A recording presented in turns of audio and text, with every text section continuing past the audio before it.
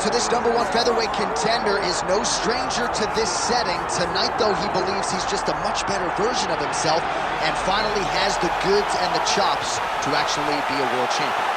Sometimes you get there, John, and you're just not ready. It's not easy to become the best in the world. The first time this man got here, he was a great fighter. He was good, but he just wasn't ready to be the best in the world. He said that the moment he got back home, he went to work to improve it. He feels like all the improvements were made, and tonight he is the best featherweight the UFC has. And it does seem as though we have taken two-way action on this fight, but a lot of people believe in the challenger, and I'm not just talking about his coaches. We'll see how it goes tonight.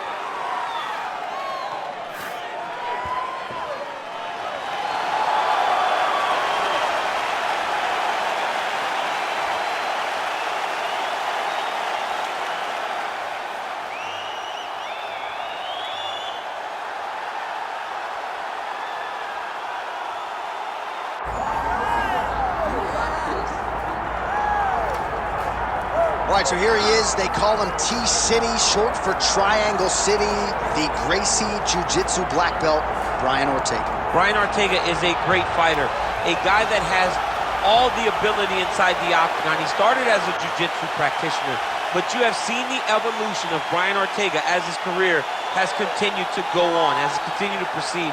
Brian Ortega is getting better and better and better. He has now found himself staring across the octagon of some of the best fighters the division has ever seen, and he will continue to do that as long as he keeps developing the skills that are necessary. And sometimes it's hard to become a champion without having tasted defeat. A lot of people believe the Max Holloway fight for Ortega will be something he can build upon moving forward. Well, so much UFC history has played out here at T-Mobile Arena in Las Vegas, Nevada. Plenty more where that came from tonight. The athletes are ready to go. Our tale of the tape for this featherweight championship fight. The veteran voice of the Octagon, Bruce Buffer. Ladies and gentlemen, this is the main event of the evening.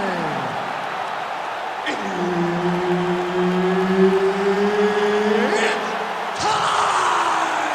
5 rounds for the undisputed UFC Featherweight Championship of the world. Introducing first, fighting out of the blue corner, presenting the challenger, Diego Lopes. And now introducing the champion, fighting out of the red corner, presenting the reigning, defending, undisputed UFC Featherweight Champion of the world, Brian T-City Ortega. Herb Dean, our referee for this one. All right, here we go. Early portions of this round with Brian T-City Ortega. And it would seem to me, Daniel, path of least resistance, take this fight to the ground and find a choke.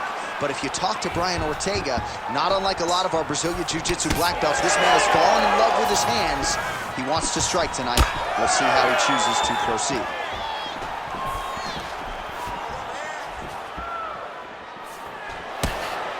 Oh, straight punch. It's there again. Counter jab snaps the head back. That should get his attention. So both guys landing at will here. Good action early.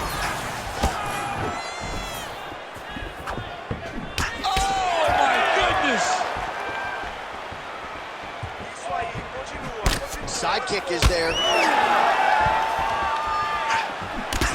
Well, Ortega's boxing is really sharp here tonight. You got to think James Lurson likes what he sees out of that Ortega corner. Oh, he jumped guillotine right away. Oh, that guillotine choke is tight. Oh, hang on a second. He escapes. What a tremendous job. You saw his hands immediately go to the inside. Attack the lock. Create some space, pull to your back, give up the mount, but live to fight another day.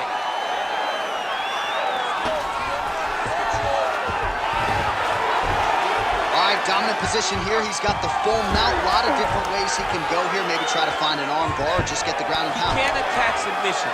but those submissions will present themselves once he is landing that brutal ground and pound he is known for. Because then his opponent will start to get a little bit desperate to get out from under him, which will then in turn leave arms dangling, or he'll turn to his knees and get choked out. Ortega's back in full mount. Great submission defense on display tonight.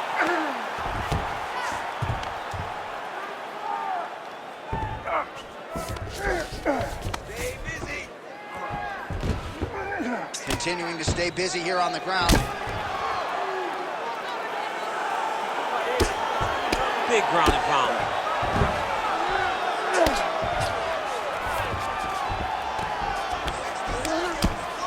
Under a minute to go. All right, side control now. We'll see if he can advance position. Nice defense. Nice shots landing from the top position.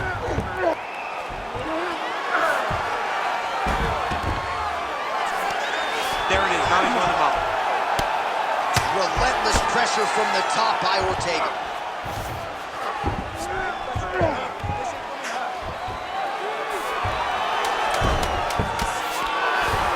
Oh, lands with the ground and pound strike. Round two straight ahead. Hey, stop. Everything is going exactly like you planned. He cannot handle the striking. Listen, you're going to earn that money. All right, let's look back at some of the action, DC. Your good friend Mark Coleman, the godfather of the ground and pound, would be proud. He'd be very proud. He'd be very proud with the way that he showed his ability to use his ground and pound. He didn't waste any action.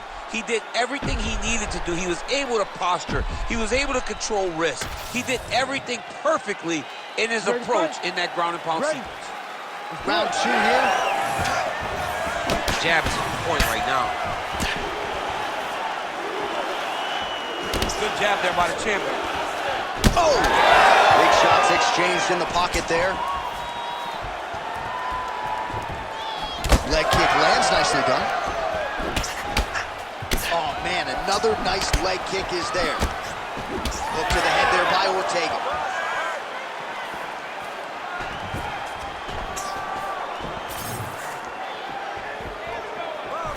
T said he just out of range with that jab.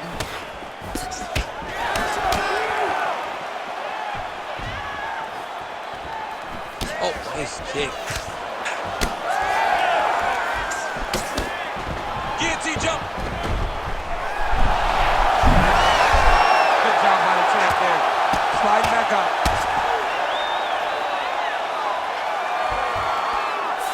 All right, half guard position here, DC. You have an extra pop in your step when you talk about fighters working out of this half guard. Oh, man. I like half guard as a top fighter.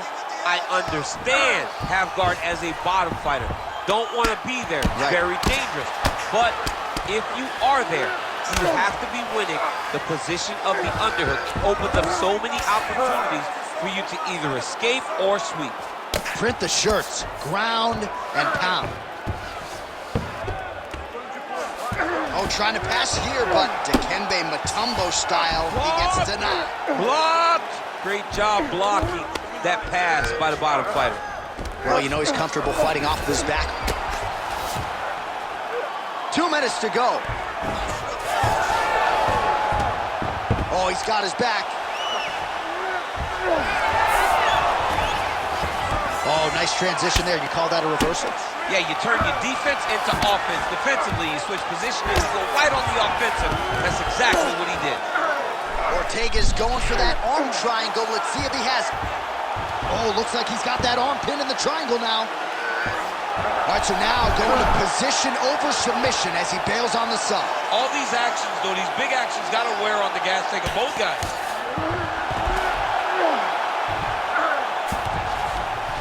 1 minute to go in round two. Grounded him and pounded him. Nice job. All right, so he's got the ground and pound game going here. That was nice. Outstanding pressure from top position here by Ortega. Working for the submission once again. He's fighting. He wants this very bad. Oh, that bar flu choke is tight. There's the tap!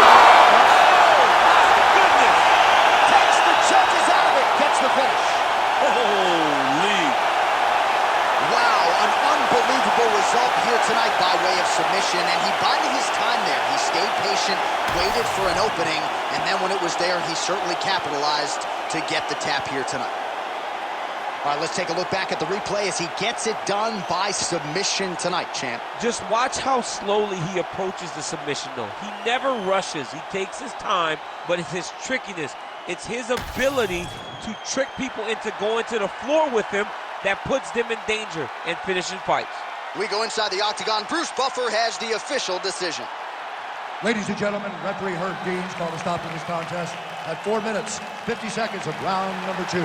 Declaring the winner by tap out and still the undisputed UFC featherweight champion of the world, Brian T. City Ortega!